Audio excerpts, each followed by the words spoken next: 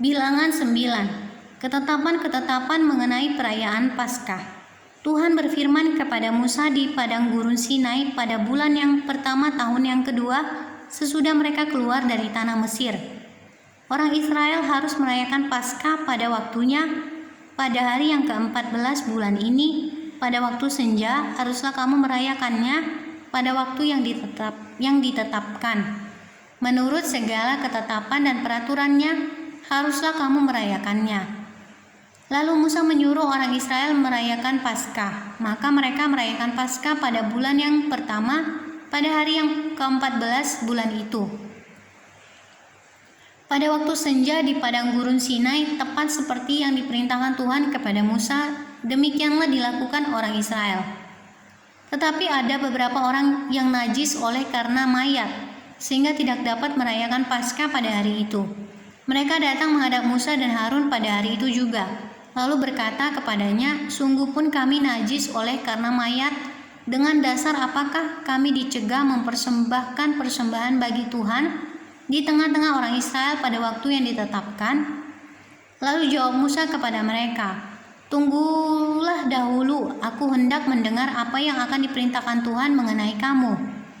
Lalu berfirmanlah Tuhan kepada Musa, "Katakanlah kepada orang Israel, apabila salah seorang di antara kamu atau keturunanmu najis oleh karena mayat atau berada dalam perjalanan jauh, maka ia harus juga merayakan Paskah bagi Tuhan. Pada bulan yang kedua, pada hari yang ke-14 pada waktu senja, haruslah orang-orang itu merayakannya. Beserta roti yang tidak beragi dan sayur pahit, haruslah mereka memakannya. Janganlah mereka meninggalkan sebagian daripadanya sampai pagi, dan satu tulang pun tidak boleh dipatahkan mereka. Menurut segala ketetapan Paskah haruslah mereka merayakannya. Sebaliknya orang yang tidak najis dan tidak dalam perjalanan tetapi lalai merayakan Paskah, orang itu harus dilenyapkan dari antara orang-orang sebangsanya, sebab ia tidak mempersembahkan persembahan yang kepada Tuhan pada waktunya. Orang itu akan menanggung akibat dosanya. Apabila seorang asing yang telah menetap padamu hendak merayakan Paskah bagi Tuhan, maka haruslah ia merayakannya menurut segala ketetapan dan peraturan Paskah. Satu ketetapan harus berlaku bagi kamu, baik bagi orang asing maupun bagi orang Israel asli. Tiang awan memimpin perjalanan Israel. Pada hari didirikan kemah suci, maka awan itu menutupi kemah suci, kemah hukum Allah. Dan pada waktu malam sampai pagi awan itu ada di atas kemah suci, kelihatan seperti api. Demikianlah selalu terjadi, awan itu menutupi kemah dan pada waktu malam kelihatan seperti api.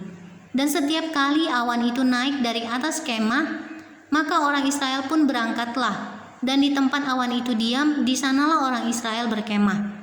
Atas titah Tuhan orang Israel berangkat, dan atas titah Tuhan juga mereka berkemah. Segala awan itu diam di atas kemah suci mereka tempat berkemah. Mereka tetap berkemah. Apabila awan itu lama tinggal di atas kemah suci, maka orang Israel memelihara kewajibannya kepada Tuhan, dan tidaklah mereka berangkat. Ada kalanya awan itu hanya tinggal beberapa hari di atas kemah suci, maka atas titah Tuhan mereka berkemah, dan atas titah Tuhan juga mereka berangkat. Ada kalanya awan itu tinggal dari petang sampai pagi. Ketika awan itu naik pada waktu pagi, mereka pun berangkatlah. Baik pada waktu siang, baik pada waktu malam, apabila awan itu naik, mereka pun berangkatlah. Berapa lama pun juga awan itu diam di atas kemah suci, baik 2 hari, baik sebulan atau lebih lama, maka orang Israel tetap berkemah dan tidak berangkat. Tetapi apabila awan itu naik, barulah mereka berangkat. Atas titah Tuhan mereka berkemah, dan atas titah Tuhan juga mereka berangkat. Mereka memelihara kewajibannya kepada Tuhan, menurut titah Tuhan dengan perantaraan Musa.